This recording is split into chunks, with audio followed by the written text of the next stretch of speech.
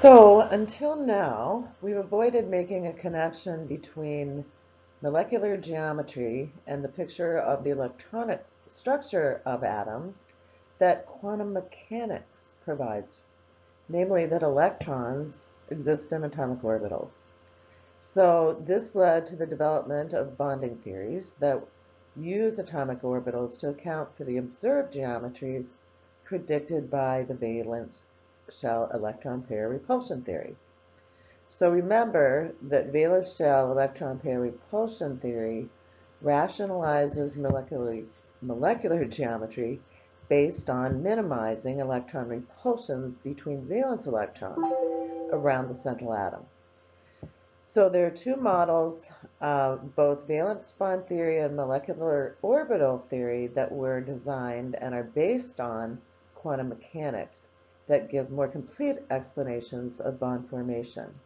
And so we're going to begin with valence bond theory, which is attributed to Linus Pauling, who studied with Schrodinger and Bohr. And this theory assumes that covalent bonds form when orbitals overlap or occupy the same region in space. And the greater the overlap, the stronger and more stable that bond is. And this theory bases bonding on hybridization, or hypothetical hybrid orbitals, to explain the geometries that are predicted by valence electron share repulsion theory. So hybridization is the mixing of two or more atomic orbitals to form a new set of hybrid orbitals. Okay? So what this does is mix at least two non-equivalent orbitals, meaning, for example, S and P, and the resulting hybrid orbitals have very different shape from the original atomic orbitals. Now, when we combine these pure atomic orbitals, we are going to end up with a number of hybrid orbitals that is equal to the number of pure atomic orbitals that we used. And finally, as far as covalent bond formation is concerned, those bonds are going to result from the overlap of hybrid orbitals with atomic orbitals, or overlap of hybrid orbitals with other hybrid orbitals. So I'm going to attempt to do this with drawing these myself to explain them. And the first hybrid orbital we're going to look at is called sp3 hybridization.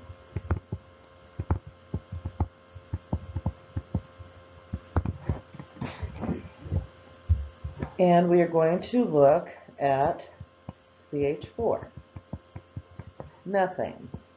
And if we draw that Lewis structure, we have 4 hydrogens bonded to our carbon atom. Okay.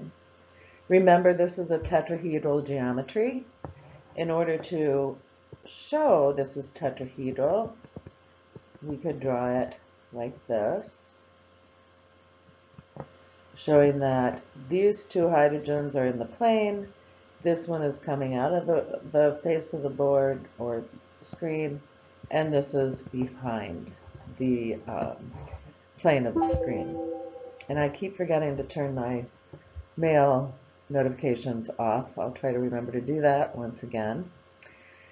So the concern is, or the reason for developing this theory, is that if we draw the orbital diagram for the valence electrons in carbon, which are the electrons that participate in bonding, we see that we only have 2 unpaired electrons. So how does carbon make 4 bonds when it only has 2 unpaired and 2 are paired? So what valence bond theory does is mix these valence electrons in hybrid orbitals. So the first thing that we're going to do, and keep in mind, I'm going to kind of draw this to reflect the fact that the 2p subshell has more energy than the 2s. So what we're going to do is promote one of those s electrons up to the 2p. And then in hybridization, what happens is we mix 1s with 3p orbitals. So we get a total of 4 sp3 hybrid orbitals. Okay, so 1s plus 3 2p orbitals gives me 4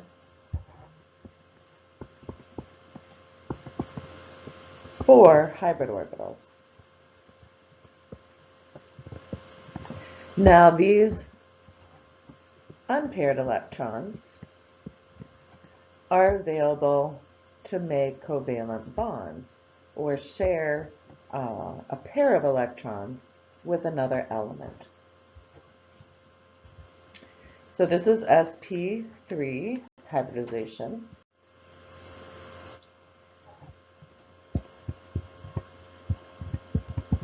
Now we'll look at sp2 hybridization, which of course is the same premise. And we'll look at bf3. I'm not going to draw the electrons in here just for the sake of time, but this geometry is trigonal planar. And remember, that's a bond angle of 120 degrees. So how do we explain boron making 3 bonds when, again, if we look at the orbital diagram for the valence electrons of boron, and in this case we only have 1 unpaired electron. So same idea, we're going to promote one of those paired electrons up into the 2p subshell. And when we do that and hybridize, what we get are 3 sp2 hybrid orbitals, into which we can place 1 unpaired electron. But we also still have, and remember, we can label these p orbitals with respect to their position or orientation in space. So we have still a 2pz pure atomic orbital.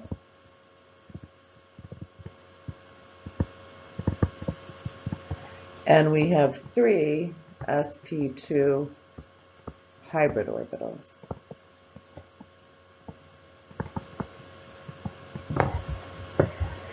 And I meant to do something else when I was on that first molecule, and I'll do it here for BF3. Sorry about that. I don't have the ability to go back.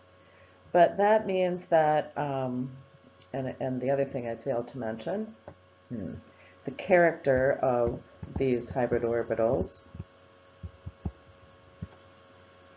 So the character of an sp2 is going to be 33% s and 66% p. For the sp3, it would have been 25% s, 75% p. But at any rate, the shape of these is much different from the original atomic orbitals that were combined. So what we're going to have here is boron with 3 sp2 hybrid orbitals and fluorine valence electrons, or the bonding free electron, is in a 2p orbital. So we're going to have overlap between, so this is a 2p from fluorine overlapping with an sp2 to form that bond. So here we have, and this will be the same for the other 2 bonds as well, here we have an overlap of a hybrid orbital with a pure atomic orbital to form that covalent bond. For methane, of course, carbon has the sp3 hybrid orbitals in that molecule.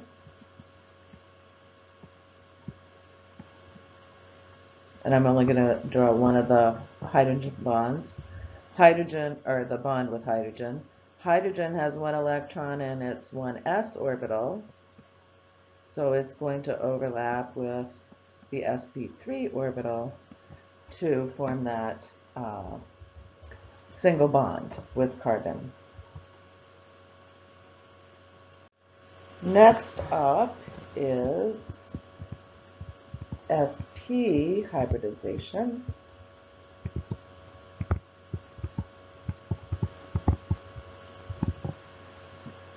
So this would be 50% S, 50% P in character. We're going to look at BeCl2 here. And for beryllium, if we draw the orbital diagram for its valence electrons, it has 2 in the 2s orbital and an empty p. Okay? Nothing in the p. So what we will do, again, is promote one of those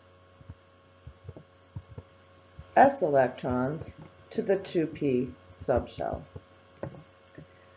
So this is 2px, 2py, whoops, py, 2pz.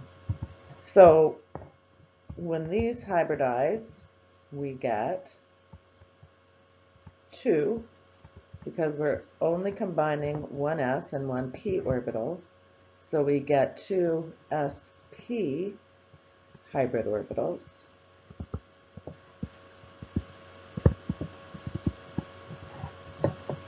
And we still retain the 2py, 2pz pure atomic orbitals.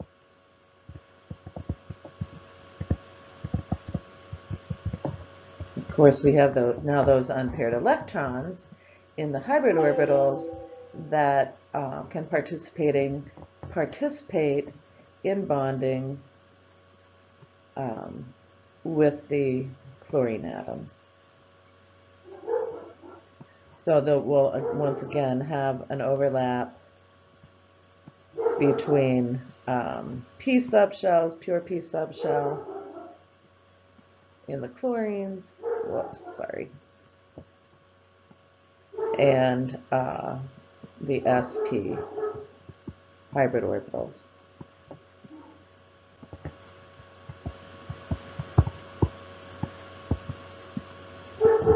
And of course, this is linear geometry. Now we have a couple other geometries that this also supports. This theory also supports. And I just want to say now that for molecules with trigonal bipyramidal and octahedral geometries, we need to use d orbitals in the hybrids. So the first one we're going to look at is molecule PCl5.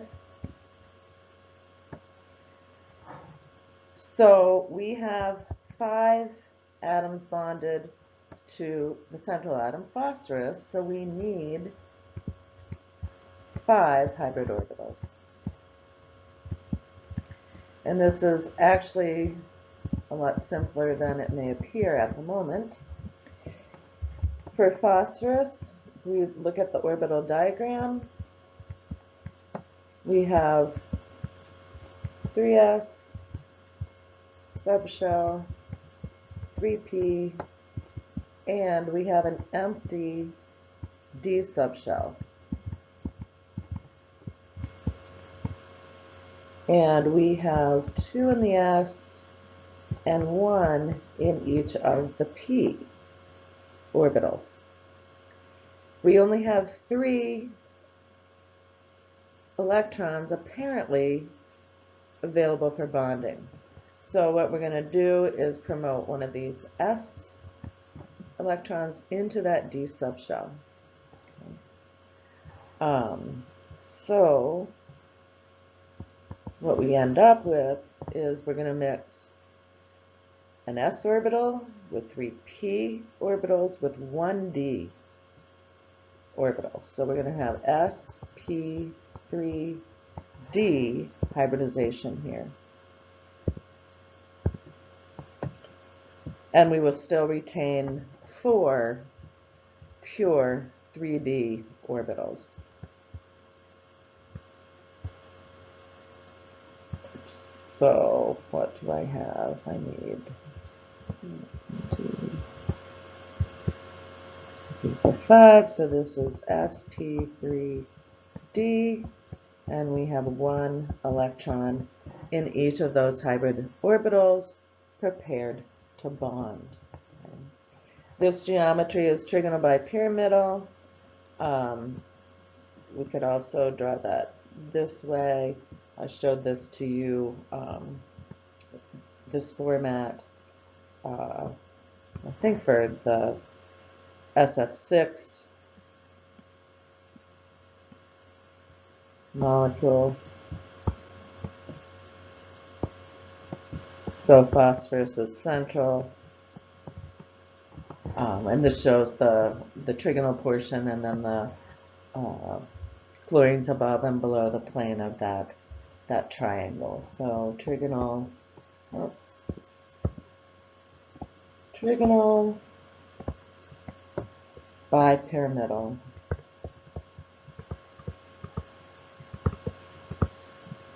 We have one more to look at, and that describes,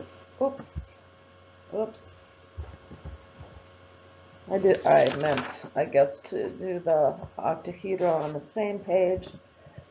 So sadly, I'm going to have to squeeze that in here. SF6, we are going to need 6 hybrid orbitals. So that means we're going to have 1 more d orbital in our hybridization. So we are going to have sp3 d2 hybrid orbitals. So we've combined, again, 1s with 3 p orbitals and 2 d orbitals.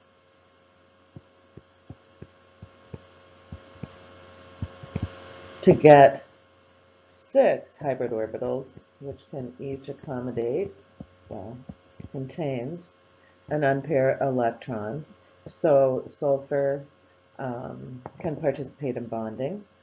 And again, this corresponds to octahedral geometry.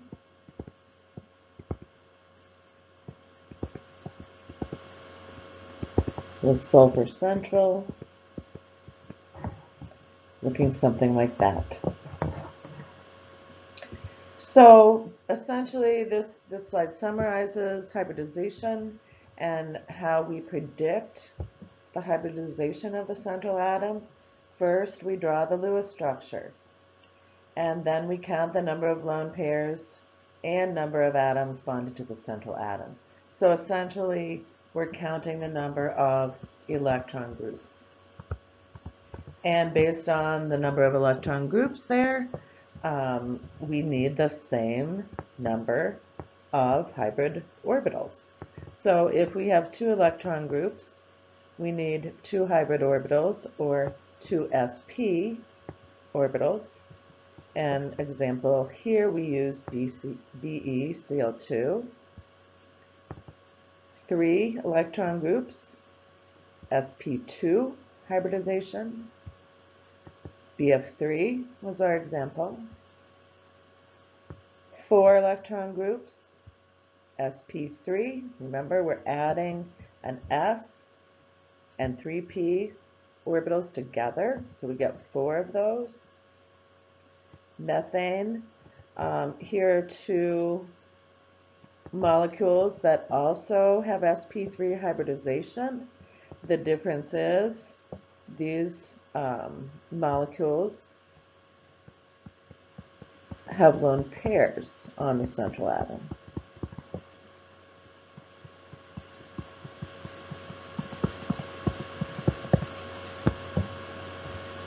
Five electron groups, sp3d, and finally 6, sp3d2, and our example here. Now, what we haven't addressed yet with respect to hybridization is what happens, or how is this explained, when we have double or triple bonds. So we're going to look at the hybridization of a carbon atom, or the sp2 hybridization of a carbon atom. And the example we're going to use here is C2H5. But before we move on to the next slide, this is the orbital diagram of the ground state carbon atom, in which we have only 2 unpaired electrons. In the second row, we have promoted one of those electrons to the empty 2pz orbital, and then hybridized 1s with 2 p's. So we have, again, this 2pz pure atomic orbital remaining, and it will play a role in the double bond formation. So this is ethylene, C2H4, and this is what its Lewis structure looks like. It was actually one on our worksheet.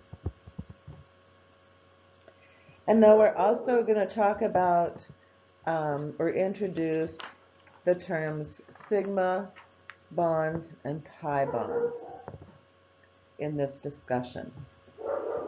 So we know that carbon is sp2 hybridized here, and its bond formation with the hydrogens is the overlap of the pure atomic 1s orbital of hydrogen with that sp2 hybrid orbital. And these are all lying in the same plane with one another.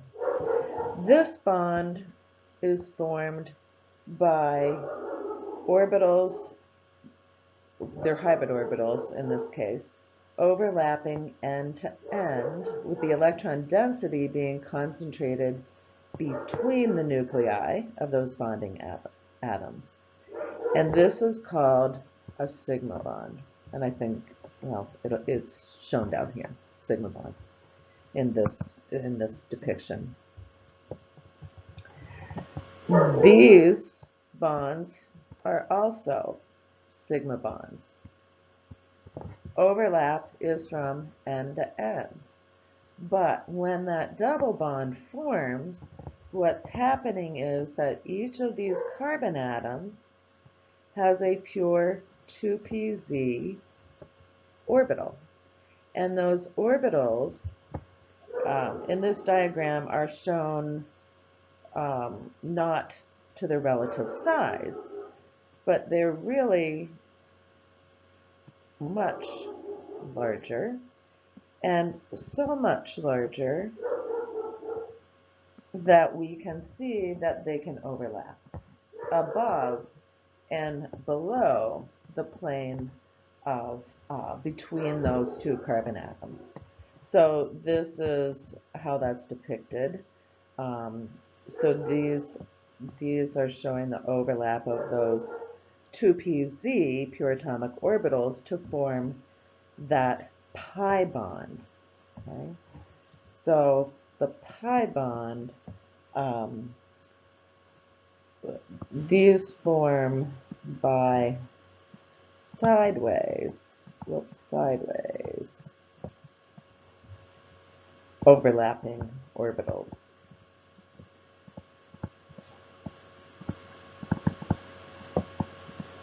With the density above and below the plane of the nuclei of those bonding atoms. So remember, these form end to end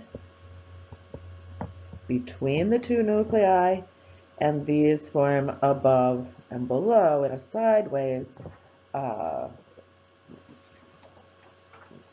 orientation, above and below the plane of those central carbon atoms. So in a pi bond, we have one, or in a double bond, we have one sigma bond and one pi bond.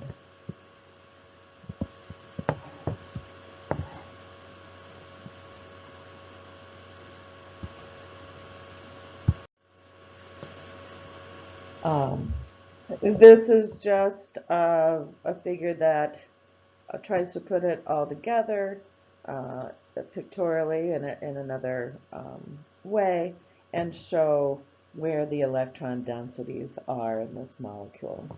And you see the electron density above and below the plane of those two nuclei.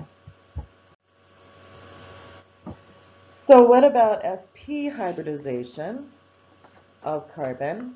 And this allows for triple bond formation. And once again, we show the promotion of an s electron up to the p, and then the hybridization of one s and one p, and the preservation of the pure 2py, 2pz atomic orbitals, which will be involved in that triple bond formation. So these hybrids are going to form sigma bonds, and these pure atomic p orbitals will form pi bonds. And in this example, we're looking at acetylene, which is C2H2. There's a triple bond between the two carbon atoms and single bonds, two hydrogens. And in this case, we have both the 2py and the 2pz from each of the two different carbon atoms overlapping above and below the plane of the carbon-carbon sigma bond. So here's the sp hybrid orbital of carbon overlapping with another sp of that carbon, and that's sigma bond. And then we have the overlap of an s from hydrogen with the sp from carbon to form other sigma bonds. And then the 2p orbitals forming 2 pi bonds. So we have electron density above and below the plane of those bonding carbon atoms. So a triple bond consists of one sigma and 2 pi bonds. So can you describe the bonding in CH2O. We've drawn this Lewis structure. This is what it looks like. And carbon is bonded to 3 atoms, no lone pairs on it. So there are 3 electron groups, so that means we need 3 hybrid orbitals. And so carbon is sp2 hybridized. Carbon also is forming a sigma bond with oxygen, but there's also a pi bond because we have a double bond here. So we have each oxygen and carbon has a 2 pure atomic 2pz hybrid orbital preserved in its hybridization, which allows for that double bond formation.